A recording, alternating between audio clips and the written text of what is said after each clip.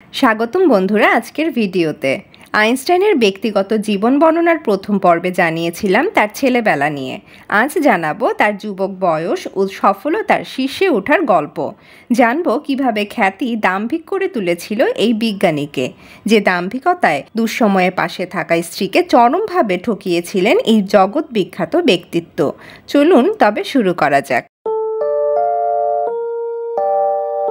গত পর্বেই বলেছি ডাক্তারের সাথে পরিচিতির সুযোগে মাথায় জার্মান ছাড়ার বুদ্ধি আঁটছিলেন আইনস্টাইন। তারই অংশ হিসেবে তিনি ডাক্তারকে এমন একটি প্রেসক্রিপশন লিখে দিতে বললেন যাতে মাসখানেকের ছুটি পাওয়া যায়।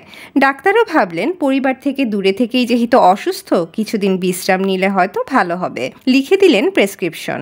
এদিকে স্কুলের গণিত শিক্ষকের সাথেও ছিল তার সখ্যতা। শিক্ষককে যেয়ে বললেন, আমার এই স্কুলে গণিতে কিছু শেখার নেই, আমি অন্য স্কুলে যেতে চাই।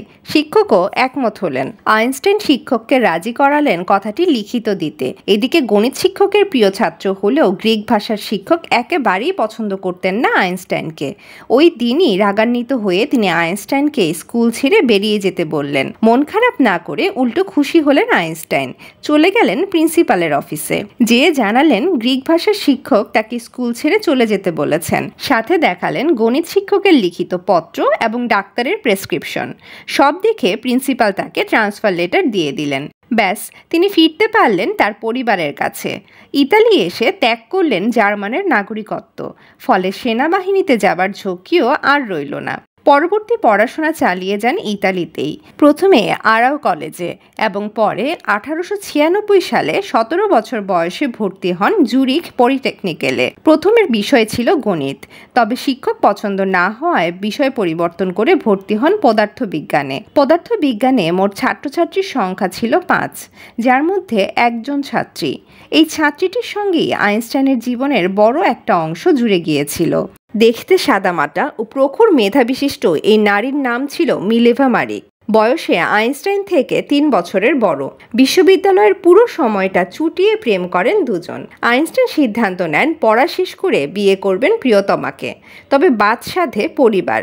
আইনস্টাইনের মা একেবারেই পছন্দ করতেন না মিলেভাকে, কারণ একে তো মিলেভা বয়সে আইনস্টাইন থেকে বড়, তার উপর দেখতেও তেমন সুন্দরী ছিলেন না। কিন্তু আইনস্টাইন তার সিদ্ধান্তে ছিলেন অটল।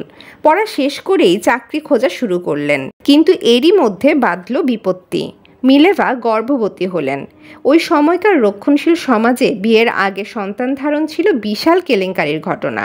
সন্তান জন্ম দিতে মিলেভা সুইজারল্যান্ড ছাড়লেন। 1902 সালে তাদের প্রথম সন্তান লিসেরেলের জন্ম হয়। তবে 2 বছর বয়সের পর তার কি হয়েছিল তা আর জানা যায়নি। ওই সময়টায় মিলেভাকে আইনস্টাইনের লেখা সার্বিয়াতে বিভিন্ন চিঠির মাধ্যমে তাদের কন্যা লিসেরেলের কথা জানা যায়। পরবর্তীতে আইনস্টাইন চাকরি পেলে মিলেভা আবার সুইজারল্যান্ড ফিরে আসেন। তবে আসার সময় কন্যা লিসেরেলকে রেখে আসেন সার্বিয়াতেই, তার আত্মীয় স্বজনের কাছে। মনে করা হয় যে আইনস্টাইনের সঙ্গে তার প্রথম সন্তান লিসেরেলের কখনোই দেখা হয়নি। 1903 সালে বিয়ে করেন মিলেভার ও আইনস্টাইন। বিয়ের পর আরও 2 সন্তানের জন্ম হয় এই জুটির ঘরে। আইনস্টাইনের তখন খ্যাতির ছটা ছিল না, করতেন স্বল্প বেতনের চাকরি। এরই মধ্যে মিলেভার সব কিছু সামলেছেন নিপুণ হাতে। যথেষ্ট মেধাবী হওয়া সত্ত্বেও আইনস্টাইনকে কাজের সম্পূর্ণ স্বাধীনতা দিয়ে নিজে শুধু সংসার ও সন্তান সামলেছেন। 1905 সালে ভাগ্যের চাকা ঘুরে যায় আইনস্টাইনের। একে একে 5টি বৈজ্ঞানিক প্রবন্ধ প্রকাশ করেন তিনি। চাকরি পান জুরিখ বিশ্ববিদ্যালয়ে। 1913 সালে আইনস্টাইন বার্লিনে সদ্য প্রতিষ্ঠিত ম্যাক্স প্লাঙ্ক ইনস্টিটিউটের পরিচালক পদে যোগ দেন। খ্যাতি বাড়বার সঙ্গে সঙ্গে বেপরোয়া হয়ে উঠতে থাকেন এই বিজ্ঞানী। এক সময়কার প্রেমিকা স্ত্রীর উপর থেকে মন উঠতে থাকে তার। পরকীয়ায় জড়িয়ে পড়েন খালাতো বোন এলসার সঙ্গে। তবে এলসার সঙ্গে সম্পর্কটা একেবারেই নতুন ছিল না। কৈশোরেও প্রেমে পড়েছিলেন দুজন। কিন্তু তখন ম্যারি নামে এক অসম্ভব সুন্দরী মেয়ের মোহ আইনস্টাইনকে কেড়ে নিয়েছিল এলসার থেকে। আর এখন যখন এলসা ডিভোর্সি এবং দুজন বিবাহযোগ্যা কন্যার মা, তখন এলসা আইনস্টাইনকে কেড়ে নিলেন মালিভার থেকে। এই পরকীয়ার খবর মালিভার কানে পৌঁছাতে সময় লাগেনি, শুরু হয় পারিবারিক কলহ। কিন্তু আইনস্টাইন তো এখন আর আগের আইনস্টাইন ছিল না, রীতিমতো একজন তারকা। তার সাথে পেরে উঠলেন না মালিভার। জানা যায় এ সময় মালিভারের সঙ্গে প্রচণ্ড খারাপ ব্যবহার করতেন আইনস্টাইন। হিটলারের মতো অদ্ভুত সব নিয়ম জোর করে চাপিয়ে দিতেন মালিভারের উপর। এক পর্যায়ে অতিষ্ঠ হয়ে ছেলেদের নিয়ে বাড়ি ছাড়েন মালিভার। এতে অবশ্য খুশিই হয়েছিলেন আইনস্টাইন। বাড়ি বদলে এলসার বাড়ির কাছে বাড়ি ভাড়া নেন। এলসার বড় মেয়ে আইলোসকে সহকারী হিসেবে নিয়োগ দেন। তবে পরকীয়া ওখানেই থেমে থাকেনি। জানা যায় ওই আইলোসও নাকি ছিলেন আইনস্টাইনের প্রেমিকার তালিকায়, আর এ কথাটি জানতেন স্বয়ং এলসাও। মামের মধ্যে এ নিয়ে ঝামেলাও চলেছিল বেশ কিছুদিন। শেষ পর্যন্ত মায়েরই জয় হয়। আইলোস তার অন্য এক প্রেমিককে বিয়ে করেন।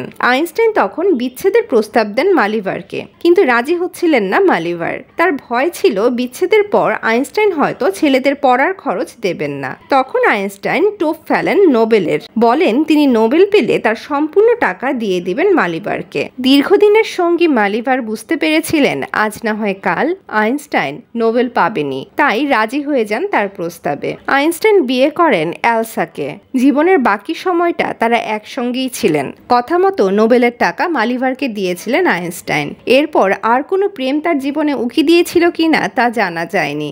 মালিভারের এক ছেলে বিজ্ঞানী হয়েছিলেন, অন্যজন মানসিক রোগে আক্রান্ত হয়েছিলেন। সন্তানদের সাথে কিছুদিন চিঠিপত্রের মাধ্যমে যোগাযোগ ছিল আইনস্টাইনের, পরে তা বন্ধ হয়ে যায়।